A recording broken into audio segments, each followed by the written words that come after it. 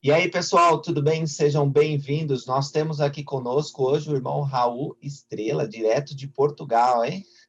E ele vai nos brilhantar aí com esse português especial dele e também contar as experiências de como foi entrar para a igreja. É um dos pioneiros, né, irmão Raul, aí em Portugal. Fala para nós um pouco sobre você, seu nome, a sua idade, o local de nascimento. Conta um pouco sobre sua origem. Então, eu nasci em Angola, ah, em, portanto, vim para Portugal em 1975. Pronto, estou cá em Portugal já há 42 anos, vou fazer 43. E pronto, era católico, né? Católico praticante, mas depois cheguei cá a Portugal e tinha realmente esta oportunidade de assistir. Tinha um colega meu que batizou-se na igreja, isto em 1977, que trabalhava comigo numa oficina. E ele, de um momento para o outro, deixou de beber, de fumar, e todos nós ficamos muito integrados com aquilo. Mas o que aconteceu com este rapaz? Que ele bebia, fumava, dizia palavrões, de um momento para o outro, calou-se, ficou no seu cantinho, mas depois começámos a perguntar para ele, o que é que aconteceu contigo? Mas ele não tinha coragem, queria saber que íamos usar com ele, né? Mais tarde, eu continuei a insistir com ele, e ele disse, olha, eu agora sou membro da Igreja de Jesus Cristo dos Santos dos Últimos Dias. Não bebo, não fumo, não digo palavrões. E é claro, aquilo foi um gozo, todo mundo começou a gozar com ele, né? E tu agora és padre, não sei o quê. Pronto. E ele começou-me a convidar para as atividades. Havia muitas atividades naquela altura, piqueniques. E estamos já no final de 1977, está aí novembro, dezembro, e ele sempre a convidar-me para as atividades da igreja. E eu dizia sempre para ele, olha, eu vou lá, mas eu não quero ouvir as palestras, não? É só para poder ver nas atividades. E um belo dia, ele convidou-me para ir à casa dos missionários que iam fazer panquecas. Olha, os elders vão fazer panquecas para nós. Eu nunca tinha comido panquecas. São muito boas, eu vais gostar. Está bem. E eu disse logo para ele, bom, mas eu vou lá, mas não é para ouvir os missionários, é só comer as panquecas. E então fomos para a casa dela, depois do trabalho, fomos para a casa dos elders, e os elders já prepararam tudo, as panquecas, comemos, e quando dei conta, estava a vir a primeira palestra da igreja, dos elders, né? O primeiro, a primeira palestra, uma das primeiras palestras. Né? Naquele momento senti o espírito muito forte. E daquele momento em diante, estamos em janeiro, fevereiro de 1978. Então comecei a ouvir as palestras e dia 12 de agosto de 1978 fui batizado. Que legal! As panquecas te levaram a É ouvir a verdade. palestra, sentir o espírito muito bom. E quantos anos você tinha quando foi batizado? Eu tinha 20 anos quando fui Era batizado. um jovem. Como era a igreja naquela época, quando você entrou? Já tinha os missionários lá, mas como que era? Alas, estacas? Sim, na altura que eu fui batizado não havia estaca. Era o distrito de Lisboa.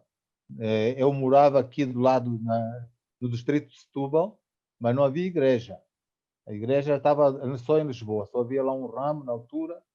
E pronto, eu morava na Costa da Caparica e tinha que apanhar o autocarro, o barco e o comboio para chegar à igreja. E mesmo assim, depois de chegar do comboio, tinha que andar a pé para ir uns 3 quilómetros até a capela. E as reuniões eram na parte da tarde, começavam às 3 e acabavam lá para as 5 e tal. E era muito bom, porque os membros, naquela altura havia muitas pessoas, os missionários não tinham mãos a medir. As pessoas estavam ávidas de saber a verdade, de conhecer o verdadeiro Evangelho de Jesus Cristo.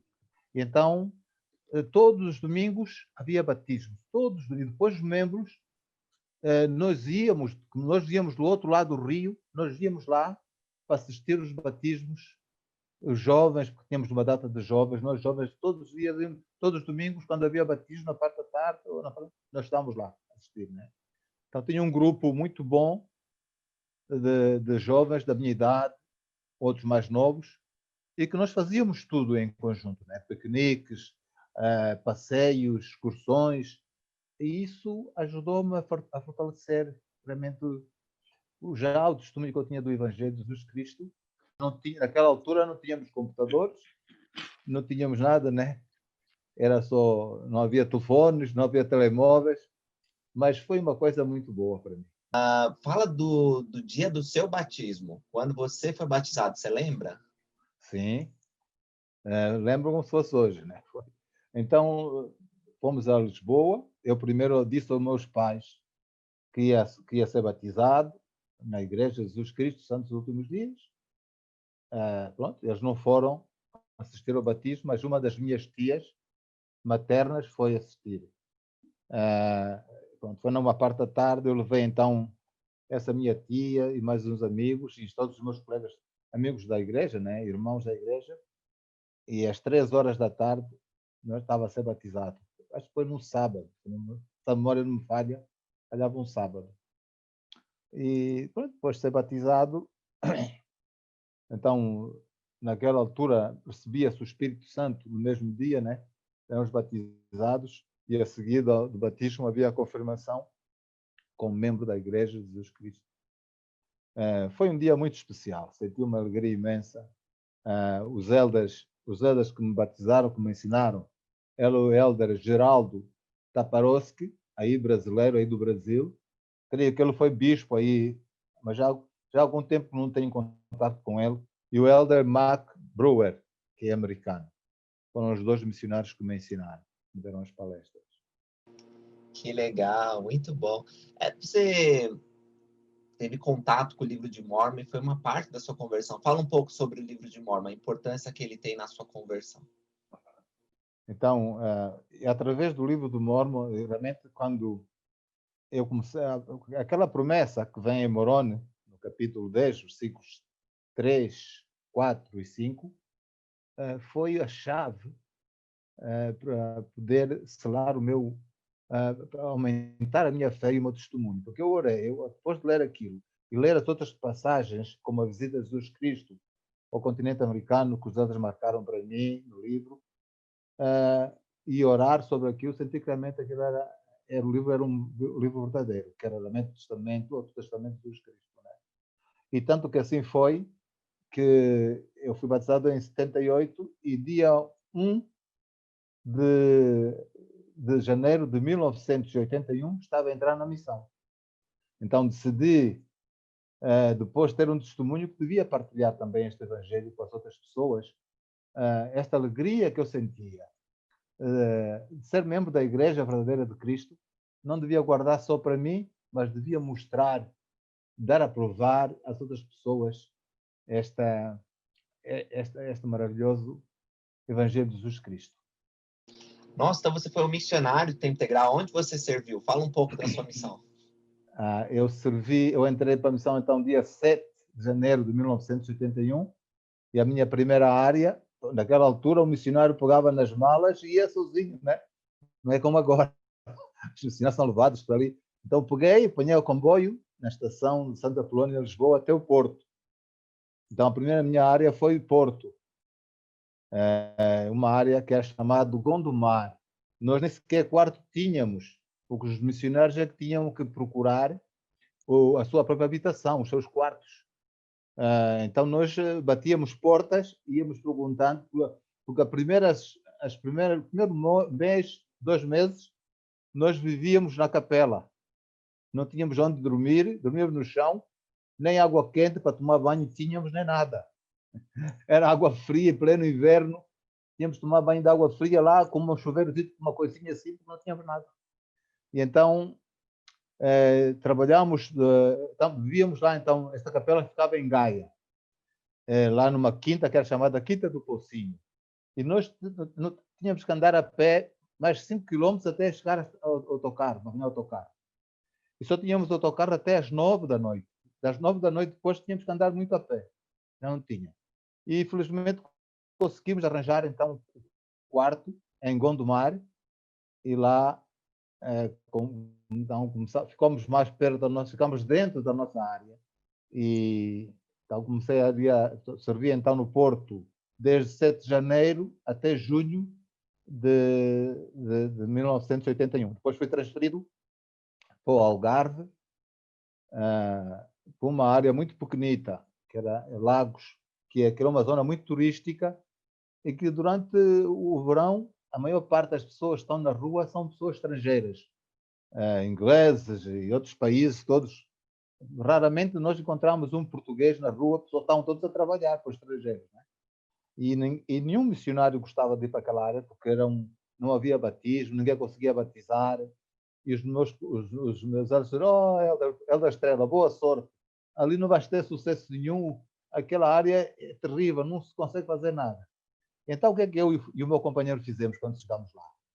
Começamos a ter contato com as crianças na rua, a falar com elas, a jogar a bola com as crianças. E, através das crianças, conseguimos entrar na casa dos seus pais e consegui ter lá 5 batismos em Lagos. Foram os meus primeiros 5 batismos da missão, foi em Lagos. Foi incrível, né? Porque ninguém queria trabalhar naquela zona, mas o Senhor mostrou-nos que nós devíamos fazer daquela maneira, né? Fazer amizade primeiro e tocar os pais através do coração das crianças. E assim foi essa a primeira área que eu tive, a segunda. E a terceira foi Cascais. Também tive lá um batismo. E depois dali fui para Coimbra. Estive lá também pouco tempo. Depois voltei, então, para o Porto, onde terminei a minha missão. Mas foram momentos incríveis. Eu aprendi mais na minha missão e sou imensamente grato por ter servido a uma missão. Não sei o que é que seria de mim se eu não tivesse feito uma missão. Provavelmente não estaria ativo na igreja e foi uma bênção maravilhosa. Eu realmente ainda espero, quando estar reformado e a minha mulher também, fazermos uma missão como casal para poder continuar este trabalho maravilhoso. Excelente, muito bom ouvir esse testemunho sobre missão.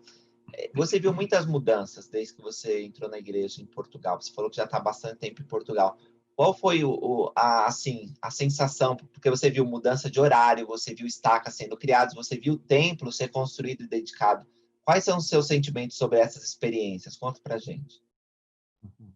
Então, pronto, eu assisti a inauguração da primeira estaca de Lisboa, que foi em 1981, em junho de 81. Então, foi todo mundo, porque depois dos autocarros, eu estava a trabalhar no Porto e o presidente da missão pediu aos membros do Porto e de toda a zona, fomos a excursões nos autocarros para assistir à inauguração da primeira estaca em Portugal. Foi uma coisa maravilhosa. Estivemos toda a noite a viajar e chegámos e assistimos então a autoridade da área estava lá, era James Paramore, Elder James Paramore, que organizou a primeira estaca em Portugal. E pronto, depois, a partir daqui, fui fazer o meu endowment no Templo da Suíça, que fica a 2.500 quilómetros de Portugal. Ir e vir são 5.000 quilómetros. E nós íamos muito, muito felizes. E eu lembro quando nós estávamos a chegar ao templo, quando víamos o templo ainda a muitos quilómetros, começámos a cantar o hino número 25, Bela Sião. Né? Naquele momento, o espírito era tão forte no autocarro. Só de ver o templo longe, que realmente valia a pena o sacrifício que nós fazíamos de fazer aqueles 5.000 quilómetros de ir e vir de autocarro, né? Tínhamos dormido no autocarro, no chão e de coisa, mas então durante muitos anos fomos à Suíça, ao templo. Fui ao templo também da Alemanha, Frankfurt, fui ao templo de Londres também, e depois passamos então a assistir no templo de Madrid. Quando o templo de Madrid abriu, sou trabalhador do templo desde 1987 até agora. Então, depois foi aqui nosso templo. Quando foi anunciado na conferência geral da igreja pelo presidente Thomas S. Monson, nós saltamos de alegria, batemos palmas, eu não sei, até chorei, porque o facto de termos um templo em Portugal, né, já valia a pena, porque o outro templo de Madrid ficava a 600 quilómetros daqui, de onde eu moro, e ir e vir eram 1.200 quilómetros. Então, para todos os membros foi uma bênção, e tive a oportunidade de estar no templo, na dedicação do templo com o elder, ele é a autoridade geral, ele é um elder dos 12 apóstolos. Ele fala português, mas é americano. Sim, Elder... eu sei quem é. Elder... Neil Neil Anderson. L. Anderson, ele fala português. Exatamente, Elder Neil Anderson. Então, tivemos com ele no Templo de Portugal, na inauguração do templo. Foi uma experiência maravilhosa. E pronto, estava a servir como oficiante, como obreiro do templo até a pandemia chegar, né, em março. Então, neste momento, só está aberto para casamentos e coisas assim, como em todo o mundo, todo lado, se calhar, e também no Brasil. Mas estou desejoso de voltar no templo e poder continuar esta obra maravilhosa. Os melhores momentos que tenho passado, quando estou no templo, chego bem cedo, vou para a sala celestial e sinto aquele espírito maravilhoso lá na sala celestial. Nossa, muito obrigado pelo seu testemunho. Todos estamos ansiosos para voltar a frequentar o templo. E ainda depois de ouvir esse relato, a gente fica mais com vontade ainda. Diz para nós alguns conselhos que você tem para aqueles que acabaram de entrar para a igreja. Eles entraram para a igreja e uma nova língua, uma nova cultura. O que você podia dizer para esses membros? A primeira coisa que eu posso dizer para eles é que eles nunca desistam, né? Que possam continuar a alimentar o seu testemunho. Como diz em 2 Nef, no capítulo 32, versículos 19 e 20, devemos continuar agarrados à barra do Evangelho, né? Prosseguindo até o fim, baquetando-nos com a palavra de Cristo. Né? Porque se nós fizermos isto, realmente o Espírito Santo, vamos sentir o Espírito. E creio que o maior desafio que nós temos, que os membros novos têm, é tem que ler as Escrituras, fazer suas orações e assim serem ativos na igreja, o seu testemunho vai ser fortalecido. Vão ser membros convertidos ao Evangelho. Eu sei, eu tenho testemunho disso. Eu tenho visto muitos milagres de recém-conversos que ao entrar na igreja não sabem nada e hoje são líderes, são bispos, foram presidentes de estaca e até autoridade de área também foram, autoridade 70 da área. Eu tive um colega, um rapazito pequenito na altura, quando eu trabalhava em Algés, que ele devia ter para aí os seus 16, 17 anos, já fazia divisões com ele, e ele agora já foi bispo, já foi autoridade da área, 70 da área, e agora está a servir também novamente como conselheiro. Portanto, aquele esforço daquele jovem deu muitos frutos, né? E realmente o desafio que os novos membros têm que fazer é continuar agarrados à barra de ferro, né? Como dizem em Alamã, no capítulo 5, versículo 12. E agora, meus queridos irmãos, lembrai-vos, que é sob a rocha do vosso Redentor que deveis exercer o vosso testemunho.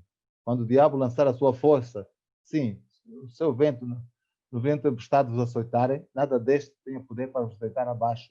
Porque estás edificado sobre a rocha. E se os homens edificarem sobre esta rocha, que é Cristo, não cairão. É isso que nós temos de fazer. Tendo fé e alimentar a nossa fé. É a coisa mais importante. O membro não pode... Vamos ter tentações na mesma. Né? Vamos ter tentações porque somos seres humanos.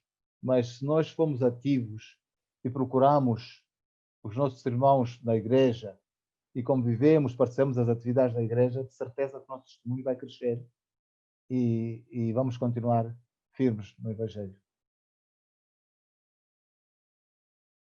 Muito bom. Como tu enxergas o futuro da igreja em Portugal?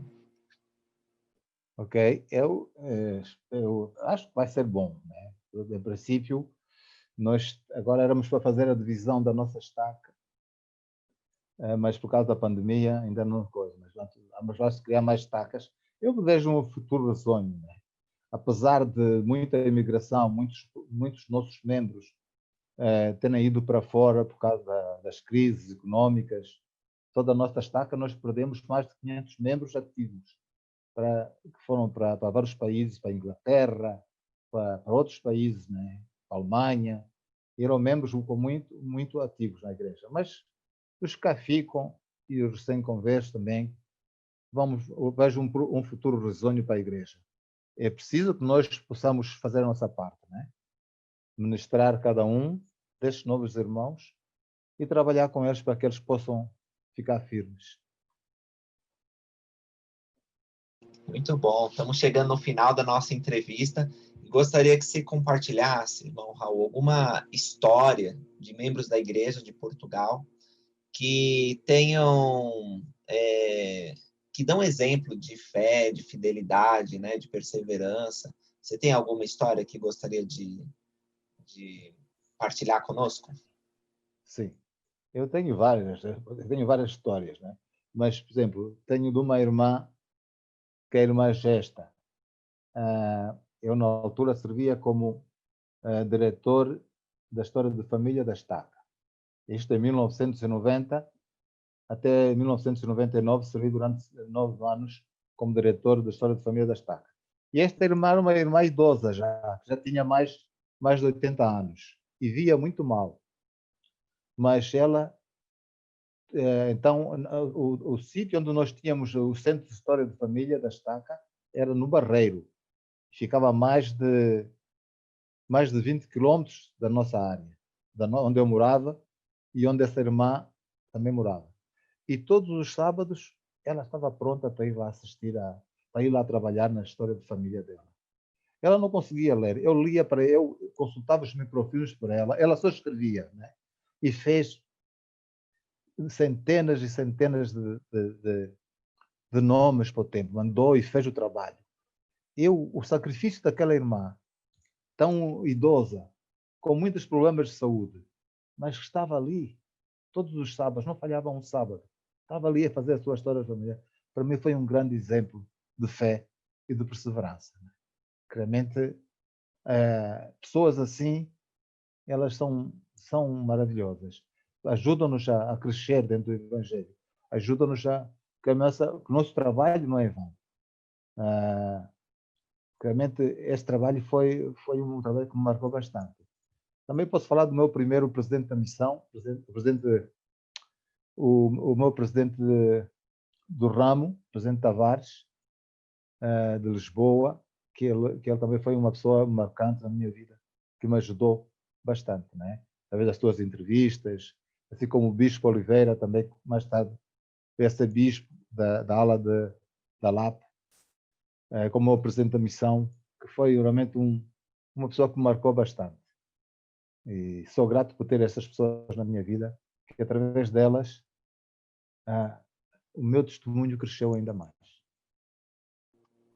Nossa, fantástico. Obrigado, irmão Raul.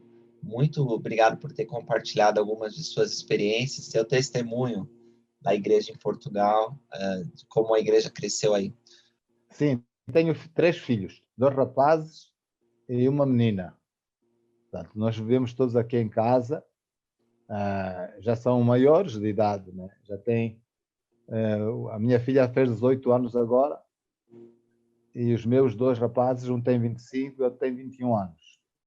E pronto, nenhum deles ainda fez missão, mas ainda não perdi a esperança de que um dia deles, algum dia, ele dê-me essa alegria de fazerem uma missão de tempo integral. Tenho uma esposa maravilhosa, a quem eu amo, e que realmente tem sido, ao meu lado, uma bênção na minha vida também. Em relação ao meu testemunho, eu lembro-me quando, antes de conhecer a igreja, muitas vezes perguntava para mim próprio: qual é o propósito da vida? O que é que eu estou aqui a fazer? Realmente não fiz, apesar de de ir assistir às reuniões na Igreja Católica e tudo, mas sentia aquele vazio. Isto em 1976, 77.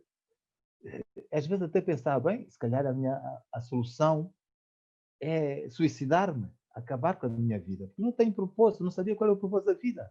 Sentia aquele vazio dentro de mim. Mas depois que os missionários compartilharam comigo a parte do plano de salvação, sobre de onde vim, porque estou aqui e para onde irei depois desta vida, eu pude ver, o horizonte abriu-se, né? A minha mente abriu. E pude ver que a vida tem um propósito. Nós não estamos aqui por acaso. E, realmente, eu sei que esta é a Igreja do Salvador. Não tenho dúvidas nenhuma. E sou imensamente grato pelo meu testemunho. E também imensamente grato pelos líderes que eu tive até hoje e que tenho ainda, como o meu bispo, o meu presidente da estaca e o nosso amado profeta. Porque eu sei que eles são homens inspirados que nos ajudam a continuar a perseverar até o fim. Esta é a Igreja de Jesus Cristo. Eu não tenho dúvidas nenhumas. Em nome de Jesus Cristo. Amém. Amém. Pessoal, entrevistamos o irmão Raul Estrela hoje. E muito obrigado, irmão Raul, por você ter compartilhado seu testemunho. Deixem um comentário aí se vocês gostaram da entrevista de agradecimento. Nós vamos depois mostrar para o irmão Raul esses comentários. E é isso aí. Não esquece de curtir o vídeo, compartilhar com os amigos. E a gente se vê numa próxima entrevista. Obrigado, irmão Raul.